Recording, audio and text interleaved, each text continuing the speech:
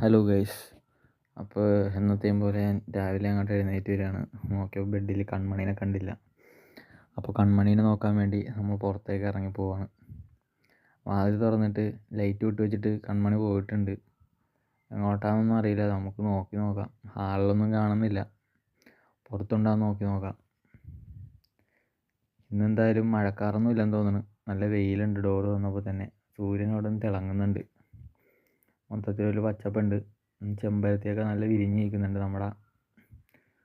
നല്ല ഭംഗിയായിട്ട് നിൽക്കുന്നുണ്ട്. ഒരു 5-8 ചെമ്പരത്തി ഉണ്ടാവും. കൺമണി ഇടയ്ക്ക് പറിച്ച് താളേക്ക് ഇട്ട് നടക്കാറുണ്ട് ഇത്.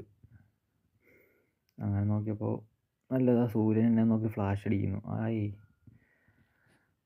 പിന്നെ മൊത്തത്തിൽ നമ്മളൊന്ന് നോക്കി, എവിടെയും കൺമണി കാണാനില്ല. നമ്മുടെ കണിക്കൊന്ന നിൽക്കുന്നുണ്ട്. നമ്മൾ വെച്ചാൽ 10 മണി സെറ്റ് ചെയ്ത് അവിടെ നിൽപ്പുണ്ട്. പൂവൊന്നും മുട്ടിട്ടിട്ടില്ല.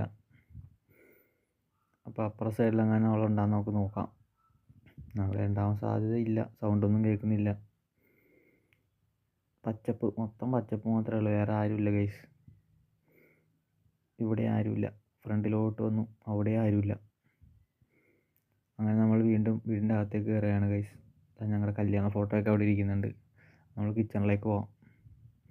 കിച്ചണിലേക്ക് പോകുമ്പോൾ എനിക്ക് കഴിക്കാനുള്ള പുട്ടൊക്കെ സെറ്റ് ചെയ്ത് വെച്ചിട്ടുണ്ട്. 2 പഴമുണ്ട്, പുട്ട്, ചോറും പാത്രമൊക്കെ കഴുകി സെറ്റ് ചെയ്ത് വെച്ചിട്ടുണ്ട്. അതാ ചോറ് എടുത്ത് ചൂടാറാനായിട്ട് പാത്രത്തിലിട്ട് വെച്ചിട്ടുണ്ട്. കിച്ചണിലാണെങ്കിൽ അതാ വീണ്ടും പുട്ട് പുഴുങ്ങാനായിട്ട് കുറ്റി വെച്ചിട്ടുണ്ട്. മീൻ വറുത്തത് ഇവിടെ വെച്ചിട്ടുണ്ട്. ഒരെണ്ണേ കാണുന്നുള്ളൂ, ബാക്കി എന്ത് ചെയ്യുന്നു കണ്ടില്ല. ഒരെണ്ണം ഉണ്ടാവുള്ളൂ ചിലപ്പോൾ. ഇത് നമ്മൾ അന്ന് സെറ്റ് ചെയ്ത് വെച്ച മണി പ്ലാന്റ് ഇവിടെ ഇരിക്കുന്നുണ്ട്. ഇവിടെയും കൺമണീനെ കാണാനില്ല. ഇനി പുറത്തുണ്ടാകുന്ന നോക്കാം. എവിടെ പോയോ എന്തോ അറിയില്ല.